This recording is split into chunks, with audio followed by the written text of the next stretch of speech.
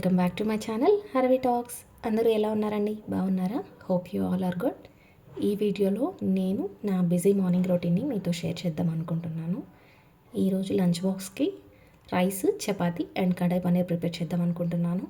నోదన్ నైటే అడిగాడు ఈరోజు నా కడాయి పన్నీర్ చేయ మమ్మీ లంచ్ బాక్స్ కానీ. సో అలాగే ఈ వీడియోలోనే నా స్మాల్ వార్డ్రోబ్ రీసెట్ని కూడా షేర్ చేస్తున్నాను. వీడియో స్కిప్ చేయకుండా చూడండి. వీడియో స్టార్ట్ చేసే ముందు నా కంటెంట్ మీకు నచ్చినట్లయితే please like, share and subscribe to my channel. So ఇవాళ మార్నింగ్ కొంచెం ఎర్లీగానే లేచి ఫ్రెష్గా షవర్ చేసుకొని ఫ్రెష్ అప్ అయ్యి కిచెన్లోకి అయితే వచ్చేసాను. ఇప్పుడు టైం అరౌండ్ 7 o'clock అలా అవుతుంది. ఈ మధ్య లాస్ట్ 2 weeks నుంచి కొంచెం క్లైమేట్ చేంజ్ అయింది. సో మార్నింగ్ మా కిచెన్లోకి మంచిగా సన్లైట్ అయితే వస్తుంది.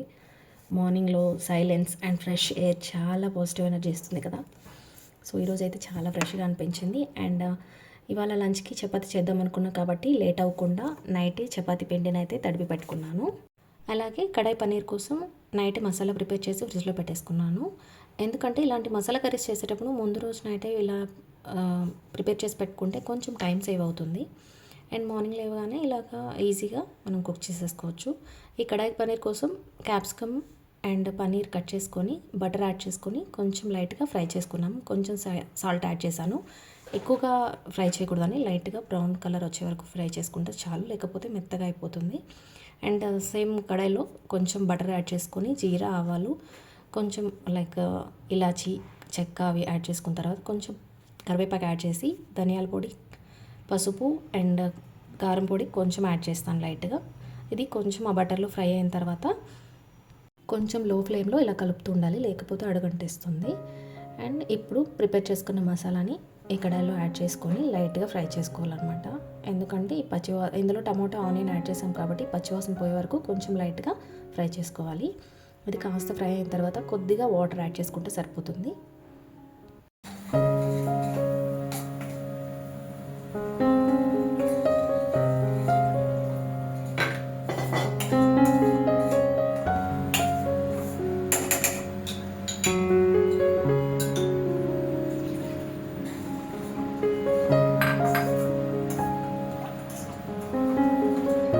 కొంచెం బాయిల్ అయిన తర్వాత కొంచెం వాటర్ ఎక్కువ యాడ్ చేసుకొని కొంచెం సాల్ట్ వేసుకొని కొద్దిసేపు బాయిల్ అవ్వాలి. ఎక్కువ హీట్లో పెట్టకుండా కొంచెం మీడియం ఫ్లేమ్లో పెట్టుకొని హీట్ చేసుకుంటే సరిపోతుంది. ఈలోపు నేను చపాతీ అయితే ప్రిపేర్ చేసుకుంటున్నాను, ఇది కుక్ అయ్యేలోపు. సో నోదన్కి, హరికి లేదు కాబట్టి ఓన్లీ నోదన్కి నాకు మాత్రమే ఒక జస్ట్ 5 చపాతీస్ అయితే ప్రిపేర్ చేశాను నోదన్ బాక్స్కి అండ్ నా బ్రేక్ఫాస్ట్కి సరిపోయేలాగా.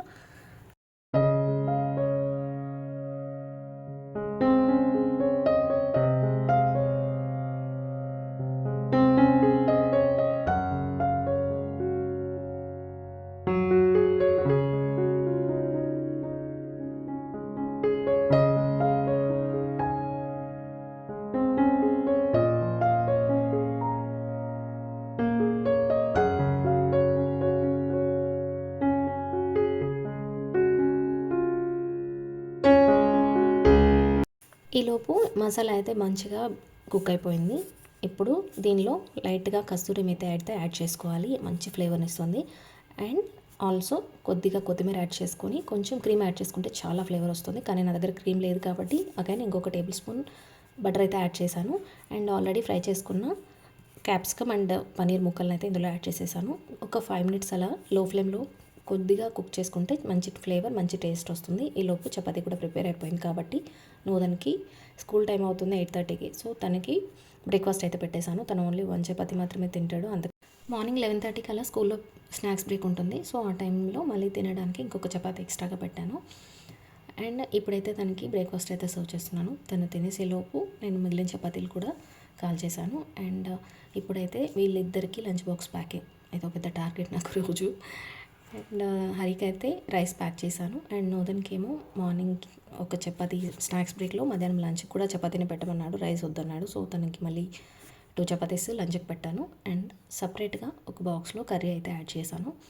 యాక్చువల్లీ లంచ్ బాక్స్ ప్యాక్ చేసేటప్పుడు కొంచెం నీట్గా అరేంజ్ చేయడం నాకు అలవాటు. చపాతీ సపరేట్గా, కర్రీ సపరేట్గా పెట్టి క్లోజ్ చేశాను. సో నోదన్కి ఈజీగా అవుతుంది తినడానికి. అండ్ హరికి చపాతీ నచ్చదు కాబట్టి ఓన్లీ రైసే పెట్టాలి. తనకి 2 బాక్స్కి రైస్ పెట్టి అండ్ సపరేట్గా కర్రీ అయితే బాక్స్ ప్రిపేర్ చేయించాను.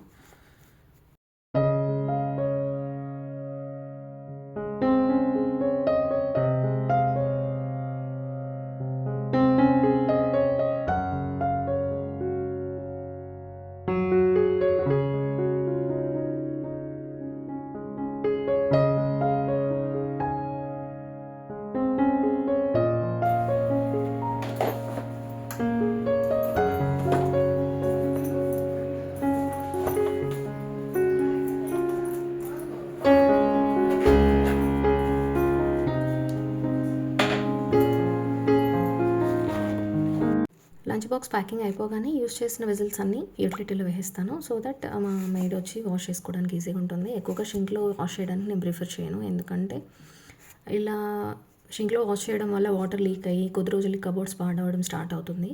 సో ముందు నుంచి మనం జాగ్రత్త పడడం బెటర్ కాబట్టి బయట వేసేస్తాను యూటిలిటీలో. సో దట్ తనకి ఈజీగా క్లీన్ అవుతుంది అండ్ సన్లైట్ వస్తుంది కాబట్టి కొంచెం యూటిలిటీ కూడా ఈజీగా డ్రై అయిపోతుంది. ఈలోపు మెయిడ్ నోదని డ్రాప్ చేసి వచ్చాను స్కూల్లో.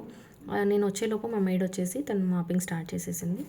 అండ్ 8:35 అలా అవుతుంది కాబట్టి సో హరి కూడా ఆఫీస్కి స్టార్ట్ అయిపోయారు. తన్ని సెండ్ చేసిన తర్వాత నేను కొంచెం సోఫాస్ కానీ బెడ్స్ కానీ డస్టింగ్ చేసేస్తాను. ఎందుకంటే మళ్ళీ మాపింగ్ పెట్టిన తర్వాత రీఅరేంజ్ చేయాలంటే మళ్ళీ డస్ట్ ఫామ్ అవుతుంది కింద. సో తను మాప్ చేసేలోపే నేను డస్టింగ్ అయితే చేసేసాను. సో కొంచెం రెస్ట్ తీసుకొని 10:30కి అలాగా చిన్న వార్డ్రోబ్ క్లీనింగ్ అయితే స్టార్ట్ చేశాను. ఎందుకంటే చాలా రోజుల నుంచి వార్డ్రోబ్ అయితే చాలా మెస్సీ అయిపోయింది. కొంచెం బిజీగా ఉండడం వల్ల అసలు పట్టించుకోలేదు. ఎలా ఉన్న బట్టలు అలానే పెట్టేశాను. ప్రాపర్గా ఫోల్డ్ కూడా చేసేదాన్ని కాదు, కొంచెం బిజీగా ఉండే మధ్యలో. సో అట్లీస్ట్ ఒక 2-3 సెల్ఫ్స్ అన్న క్లీన్ చేద్దామని అయితే స్టార్ట్ చేశాను. ఇవన్నీ తీసి బెడ్ మీద పెట్టి మళ్ళీ కవర్స్ అన్నీ రిమూవ్ చేసి కొంచెం డస్టింగ్ అంతా చేసి కొంచెం స్ప్రే చేసి నీట్గా తుడిచేసి మళ్ళీ రీఅరేంజ్ చేసుకుంటాను అనమాట. ఈ బట్టల ఫోల్డింగ్ నాకు లిటరలీ 2 hours పట్టింది. కాకపోతే మీకు కొంచెం తక్కువ టైంలోనే చూపిస్తాను అండ్ స్కిప్ చేయకుండా చూడండి నేను ఎలా అరేంజ్ చేసుకుంటాను అనేది. ఫస్ట్ ఒక సైడ్ మొత్తం లాంగ్ ఫ్రాక్స్ అయితే అరేంజ్ చేసుకుంటాను. ఎందుకంటే ఎక్కువగా లాంగ్ ఫ్రాక్స్ యూజ్ చేయను కాబట్టి మ్యాక్సిమం నేను తక్కువగానే యూజ్ చేస్తాను. బయటకు వెళ్ళేటప్పుడు ఏదైనా అకేషన్ ఉంటే మాత్రం యూజ్ చేస్తాను. సో అవన్నీ బ్యాక్ సైడ్ పెట్టేసుకుంటాను. ఎందుకంటే లాంగ్ ఫ్రాక్స్ బేసిక్గా మనం ఎంత ప్రాపర్గా ఫోల్డ్ చేసినా ఇటు అటు మూవ్ అవుతుంటాయి. సో బ్యాక్ సైడ్ పెట్టడం వల్ల ముందు వేరే క్లాత్స్ పెట్టడం వల్ల అవి పెద్దగా ఇటు అటు మూవ్ అవడానికి పాసిబిలిటీ ఉండదు. సో దట్ అవి పెట్టిన ప్లేస్లో నీట్గా ఉంటాయని నా ఒపీనియన్. నేను అలానే అరేంజ్ చేసుకుంటాను. ఇలా లాంగ్ ఫ్రాక్స్ అన్ని సెట్ చేసిన తర్వాత దీని ముందు నాకు అందుబాటులో ఉండేలాగా ఫస్ట్ లెగ్గిన్స్ అయితే పెట్టుకుంటాను. ఎందుకంటే ఇక్కడ కొంచెం ప్లేసే మిగులుతుంది లాంగ్ ఫ్రాక్స్ కాబట్టి ఎక్కువ డెప్త్ కబోర్డ్స్ ఉన్నా కూడా ఆక్యుపై చేసేస్తాయి. సో ఈ కబోర్డ్స్లో హాఫ్ ఆఫ్ ద ప్లేస్ అవి ఆక్యుపై చేస్తాయి కాబట్టి మిగిలిన హాఫ్ ప్లేస్లో ఇటు లెగ్గిన్స్ ఇటు స్ట్రైట్ ప్యాంట్స్ అయితే అరేంజ్ చేసుకుంటాను. అండ్ ఇటు లెఫ్ట్ సైడ్ వచ్చేసి ఓన్లీ కుర్తా సెట్స్ లైక్ కొంచెం హెవీ వర్క్ ఉండేవి, కొంచెం ఎప్పుడైనా అకేషనల్గా యూస్ చేసేవి ఇక్కడ సెట్ చేసుకుంటాను. ఎక్కువగా లేవు కానీ బట్ ఉన్నవైతే ఇక్కడ పెట్టుకుంటాను. అండ్ ఈ రైట్ సైడ్ ఇప్పుడు పెడుతున్నవైతే ఇవన్నీ కుర్తాస్ అండి, డైలీ వేర్ కుర్తాస్. మ్యాక్సిమం ఇవే యూస్ చేస్తాను కాబట్టి అవి నాకు ఈజీగా అవైలబుల్లో ఉండేలాగా దాని కింద లెగ్గింగ్స్ అలా అరేంజ్ చేసుకుంటాను. డైలీ వేర్ కుర్తీస్ అయితే ఎప్పుడు ఐరన్ చేస్తూనే ఉండాలి. ఎందుకంటే మనం డైలీ యూస్ చేస్తాం కాబట్టి మ్యాక్సిమం అవి చాలా సాఫ్ట్గా, ఈ మధ్య ఎందుకో తెలియదు ఫ్యాబ్రిక్ అంతా చాలా సాఫ్ట్ ఫ్యాబ్రిక్ వస్తుంది. ఎంత మంచి కాటన్ తీసుకున్నా కూడా అవి మ్యాక్సిమం ముడతలు పడిపోతున్నాయి. మనం ఐరన్ చేసిన కొద్ది రోజులకి షింక్ అయిపోవడము, ఫ్యాబ్రిక్ అంతా అదొక లాగా అయిపోతుంది. సో ఎప్పటికప్పుడు ఐరన్ చేసుకొని వేసేసుకుంటాను. అండ్ ఇక్కడేమో టాప్ వ్యూలో కొన్ని లాంగ్ ఫ్రాక్స్ అంటే పార్టీ వేర్ లాంగ్ ఫ్రాక్స్ పెట్టాను ఒక సైడ్. అండ్ మిగిలినవన్నీ దుప్పటాస్ అనమాట. 2 sides అంతా దుప్పటాస్ పెట్టేశాను. సో ఈ స్మాల్ రీసెట్ అయితే అయిపోయింది. నెక్స్ట్ ఇప్పుడు టైం 12:30 అలా అవుతుంది. ఇది నా బ్రేక్ టైం. అంటే ఇక్కడ కొంచెం టైం తీసుకొని నా కోసం నేను కొంచెం హెల్తీగా ఏమైనా ప్రిపేర్ చేసుకుంటాను ఎవ్రీడే.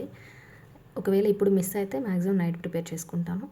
ఎందుకంటే కొంచెం హెల్త్ ఇష్యూస్ వచ్చినప్పటి నుంచి కొంచెం కేర్ తీసుకోవడం స్టార్ట్ చేశాను. అంతకుముందు కొంచెం రెక్లెస్నెస్ వల్ల చాలా హెల్త్ ఇష్యూస్, చాలా ప్రాబ్లమ్స్ ఫేస్ చేశాను. సో దట్ నైటే నేను ఇలా అన్ని డ్రై ఫ్రూట్స్ నానబెట్టుకుంటాను. అవన్నీ ఇప్పుడు మిక్సీ జార్లో వేసుకొని కొంచెం హనీ యాడ్ చేసుకొని మిల్క్ యాడ్ చేసుకొని మెత్తగా గ్రైండ్ చేసుకొని ఒక స్మూతీ లాగా ప్రిపేర్ చేసుకొని తాగేస్తాను. ఒక్కొక్క రోజు ఒక్కోలా ప్రిపేర్ చేసుకుంటాను. డైలీ ఒకటే అంటే కొంచెం బోర్ కొట్టేస్తుంది కదా. సో మన డైరెక్ట్గా ఎలాగో నట్స్ మనం తీసుకోలేము. అలా కొంతమందికి నచ్చని వాళ్ళకి ఇలా స్మూతీ లాగా ప్రిపేర్ చేసుకోండి. కొంచెం రిఫ్రెషింగ్గా ఉంటుంది అండ్ ఆల్సో హెల్తీగా ఉంటుంది నా ఒపీనియన్. ఎస్పెషలీ పిల్లలతో మనకి ఎప్పుడు టైం ఉండదు కాబట్టి మన కోసం మనం కొంచెం కేర్ తీసుకుంటే మన హెల్త్ బాగుంటే మనం వాళ్ళు చూసుకోగలము అని నా ఒపీనియన్. సో ఇలా ఒక స్మూతీ ప్రిపేర్ చేసుకొని ఒక 10 నిమిషాలు అట్లా రెస్ట్ తీసుకొని టీవీ చూస్తూ ఆ స్మూతీని అయితే ఎంజాయ్ చేశాను. ఆ తర్వాత మొక్కలకైతే వాటరింగ్ చేశాను. సో ఇది నా simple morning routine. Home maker life చాలా సింపుల్గా కనిపిస్తుంది కానీ చాలా రెస్పాన్సిబిలిటీస్ ఉంటాయి. ఈ వీడియో కనుక మీకు నచ్చినట్లయితే please like, share and subscribe to my channel. Thanks for watching till the end. Bye.